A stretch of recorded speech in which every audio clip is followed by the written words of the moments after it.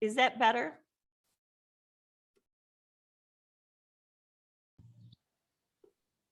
Perfect. Yes, Kelly says she can hear. Jen, can you hear? I think it was on our end. Sorry about that, everybody. Okay.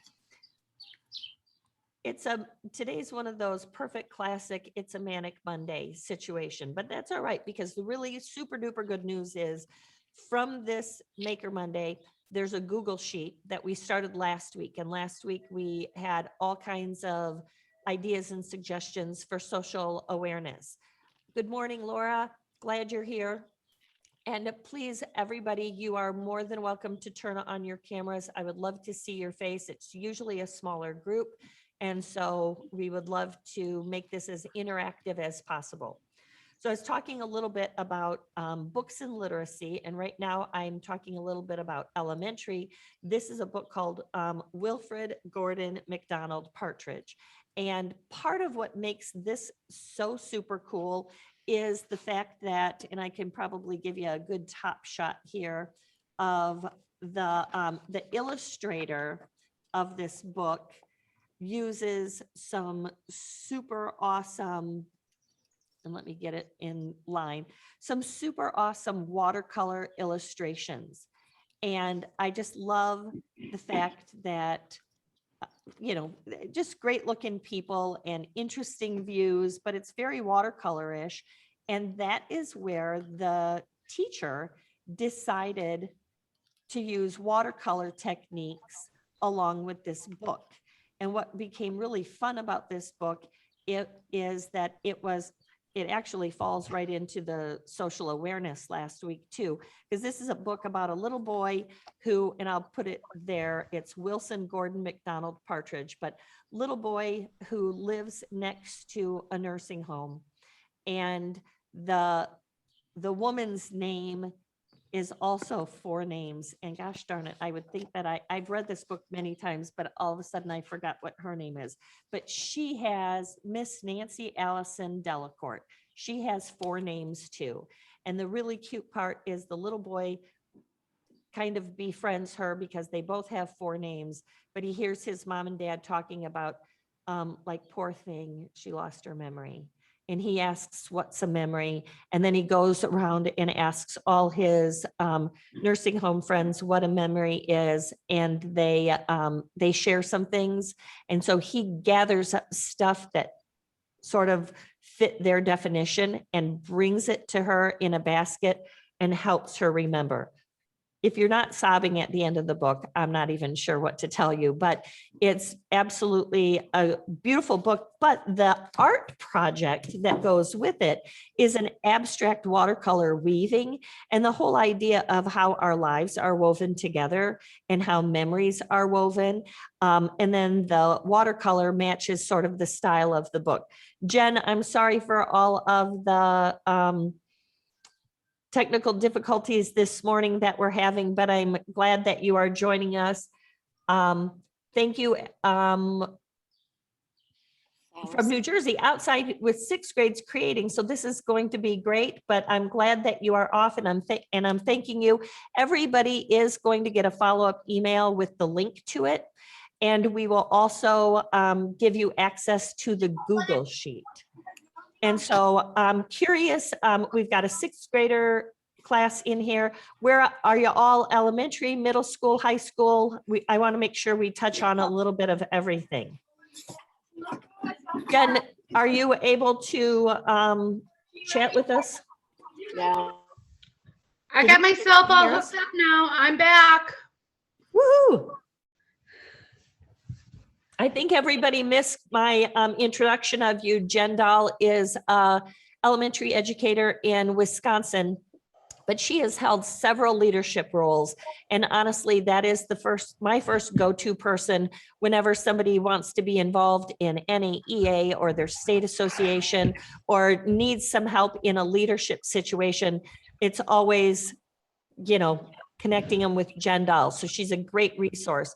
Tell me a little bit, Jen, about how you guys do like books in school. I do books in school all the time. Because of COVID this year, I wasn't able to do books in school as much because I only had half the amount of time. I only had half an hour.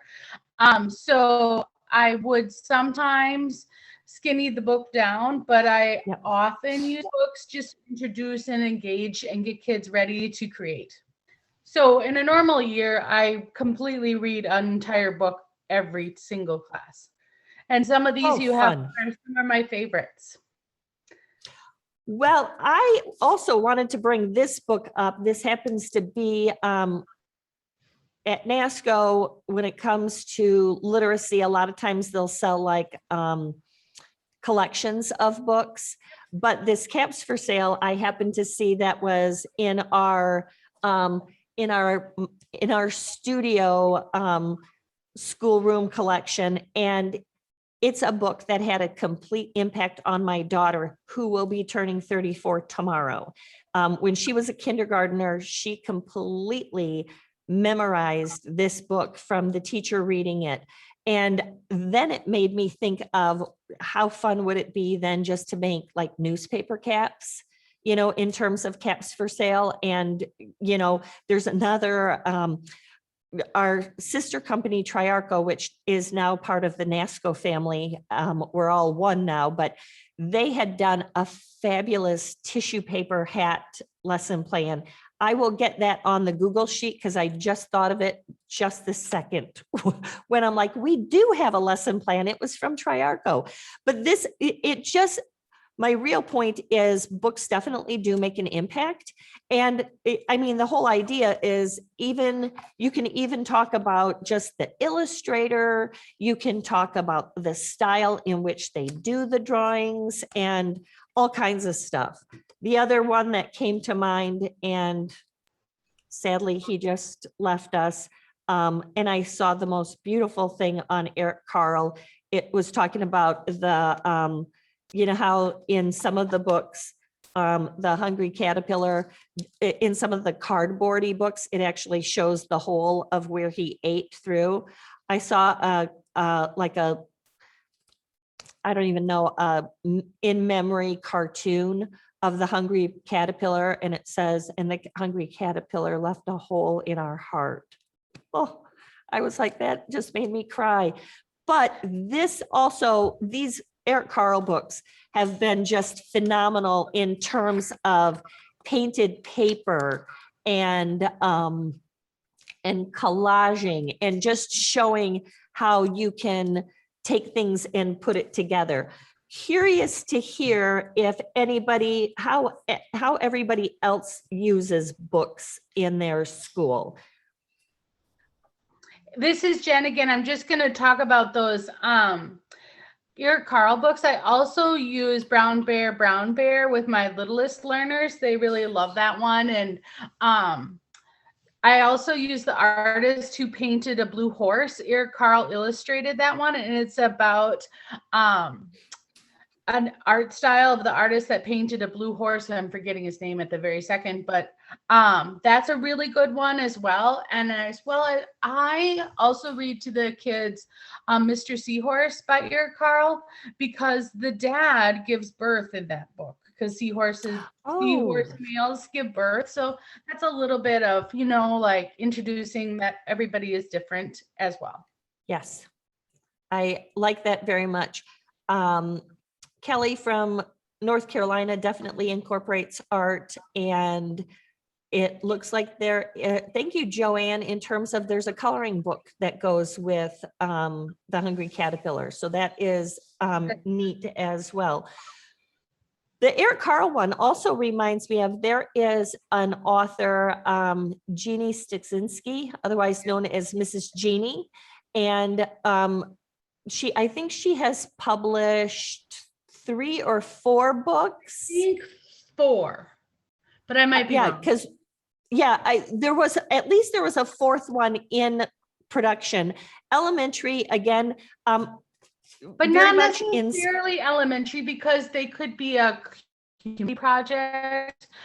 You got to link Miss Jeannie's books, because they could be a great community project. They could be a great integration project with like a middle school and an elementary school, or a high school and elementary school. And even the Very Hungry Caterpillar, I told you, Kris, to make me be quiet this time because I love books and No, art. no, no. This is great. Let's think about the Very Hungry Caterpillar. If my little kindergartners make very hungry caterpillars or butterflies, why can't the high school design team make them come to life and animate them in their class? So I feel Love that. doesn't have to be. And sometimes I read picture books to little kids, but sometimes I read it to fifth graders, and they are equally as in love. One quarter I had to teach eighth grade, and I read them children's books, and they were totally in love.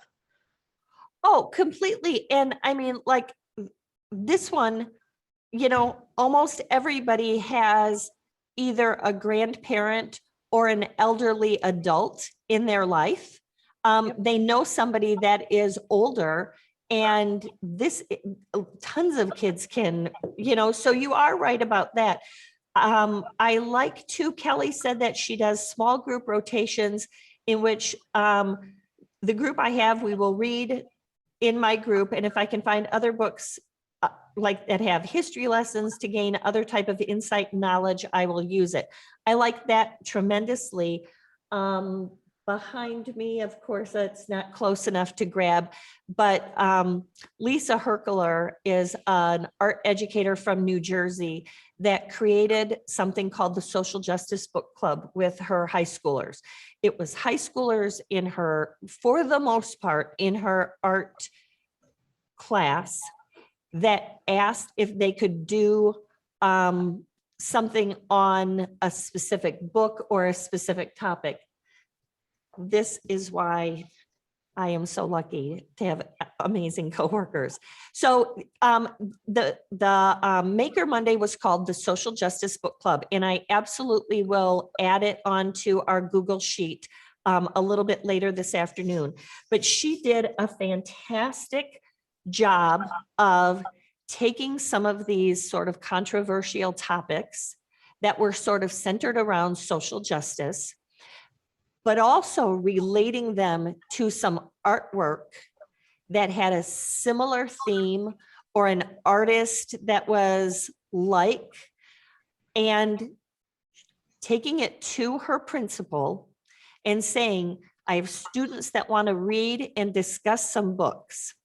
They have some topics that might be considered controversial, that might make people uncomfortable, that might make our community uncomfortable. But I also have art that connects, and we can bring it all around in an educational way. And the principal approved it. And it was a very tiny rural town. And she had nothing but success with it. And it created an environment of safety, and it opened students up to what was happening in their school. It was really very, very impactful. She has since gone to the middle school, and that middle school principal actually asked her to do the same thing within the middle school. So she was at that time working on developing some books that would be appropriate. And so I will absolutely connect that. This is Jen. No, somebody else said, somebody else talked about Lois Ehlert, and I love her as well. I said, what's your favorite one? And my favorite one is painting rainbow. Painting a rainbow. It talks about all the different flowers of a rainbow, and it's beautiful to use in spring. It's beautiful to use for a lesson about rainbows. It's beautiful for everything. Laura brought up Peter Reynolds. I love Peter. Outstanding too. Peter Reynolds is so good. He does the Dot Day, and he does the book.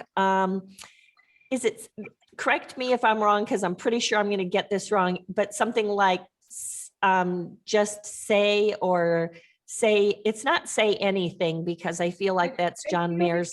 Say anything. It's say something. Say something. Say something. Thank you, Laura. Say something.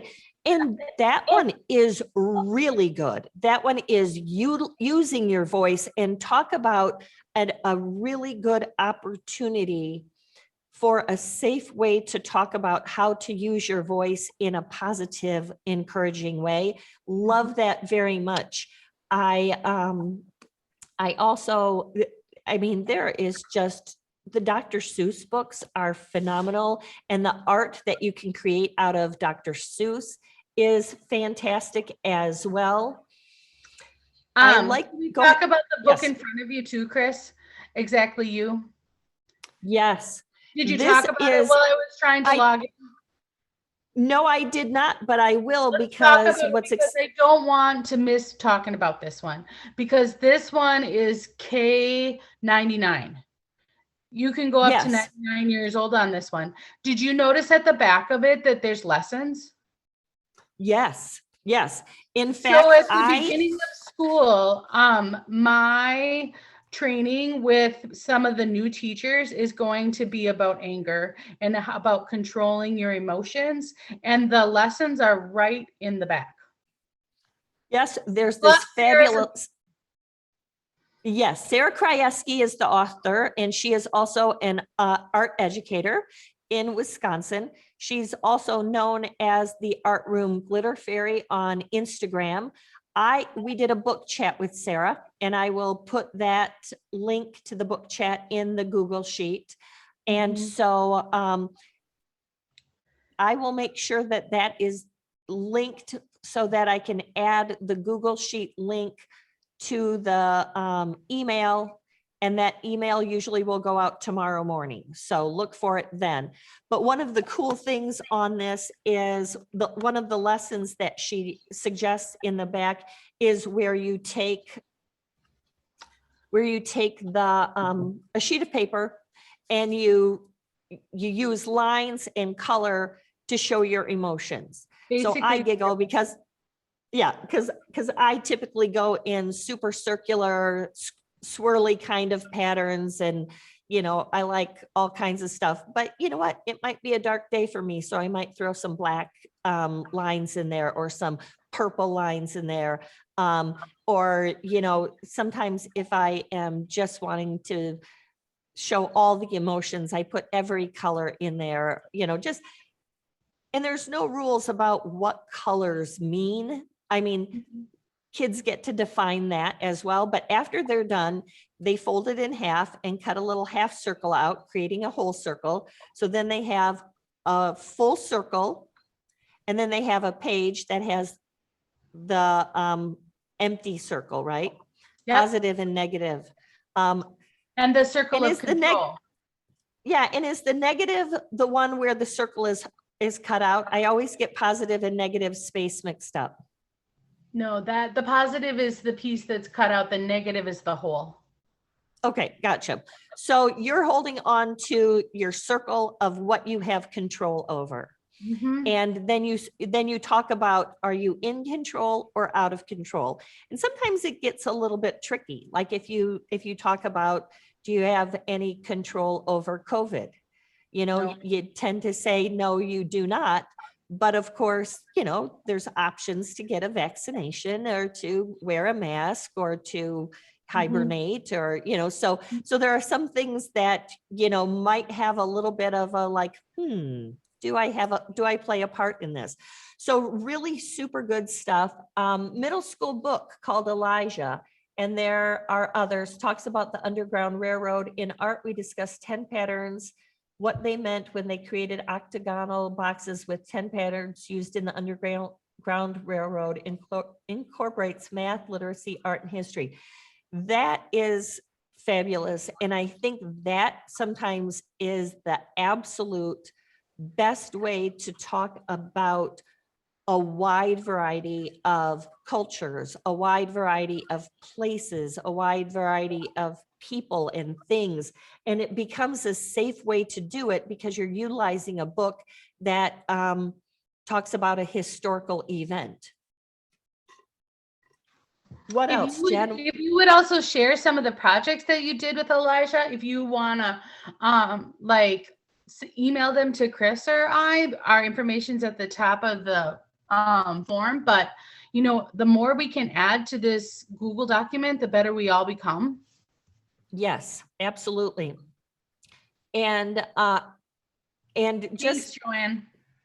Kris added some, I'm assuming some authors, and honestly, they're new to me, which, I mean, I'm not an art educator, so I'm not even a teacher. I just get to be a host. But I love this because that gives an opportunity to look them up, and I am grateful that you are all participating so much. This is fantastic. I'm sorry, I'm struggling to keep up a little bit, but this is fantastic because when you have success in your classroom and you share it out, it does make us all better. And we're so appreciative of that.